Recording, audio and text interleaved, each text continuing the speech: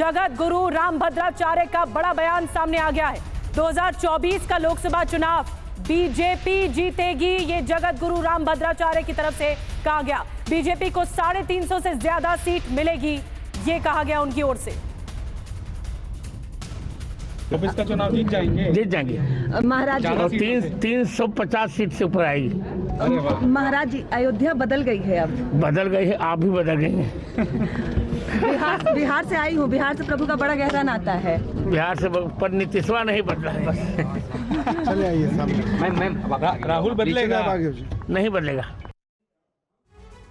तो देखिए, जगत गुरु रामभद्राचार्य ने ऐलान कर दिया है कि 2024 का लोकसभा चुनाव बीजेपी जीतेगी। 350 सीटें मिलने तक की वो बात कर रहे हैं। बीजेपी के लिए यह स्थिति बम बम वाली है, क्योंकि खुद रामभद्राचार्य ने आगे बढ़कर यह कहा है। राम मंदिर के आगे 400 प्लस सीटों का जिक्र हो रहा है। अब इसकी बुनियाद क्या है, ये आपको बता देते हैं। बीजेपी का लक्ष्य देखिए इस बार क्या है, 50% वोट हासिल करना। ये बीजेपी ने अपना मिशन बना लिया है। 2019 में लगभग 38% वोट मिले थे। एग्जैक्ट अगर मैं आपको बताऊं 37.36% वोट, और सीटें हासिल हुई 303। जीत का बम्पर रिकॉर्ड बना लिया था 2019 में, लेकिन इस बार आगे की तैयारी।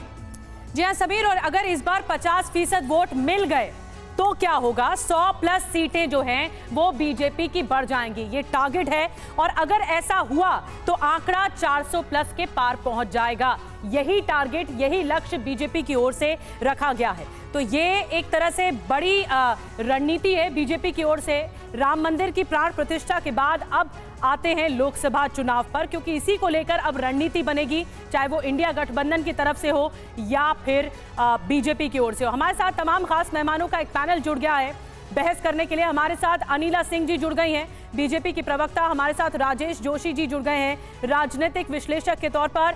वरुण पुरोहित जी हमारे साथ जुड़े हैं, राजनीतिक विशेषज्ञ के तौर पर। और साथ ही हमारे साथ रामकृपाल सिंह जी जुड़ रहे हैं, राजनीतिक विशेषज्ञ के तौर पर। सबसे पहले डॉक्टर वरुण पुरोहित, आपसे बहस की शुरुआत करते हैं। जो टारगेट बीजेपी ने रखा है राम मंदिर की प्राण प्रतिष्ठा के बाद, वो टारगेट 50% वोट आधार हासिल करने का है, जो कि अब 2019 से कंपेयर करें तो 12-13% ज्यादा टारगेट एक छलांग लगाने की कोशिश है। ये उम्मीद है, ये रणनीति में भी दिखेगा।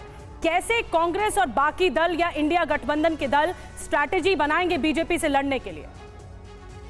निधि जी, आपको, समीर जी को, सभी को नेताजी सुभाष चंद्र बोस जो कांग्रेस के अध्यक्ष रहे और जबरदस्त क्रांतिकारी थे, उनकी जयंती की शुभकामना। देखिए, बीजेपी ने तो 400 पार, 500 पार, मैं तो कह रहा हजारों पार हो रहे हैं। नए संसद भवन से पूरे हिंदुस्तान से ओवरफ्लो होकर लक्षद्वीप तक जा जाके गिर रहे हैं इनके सांसद, गिनती नहीं हो रही है।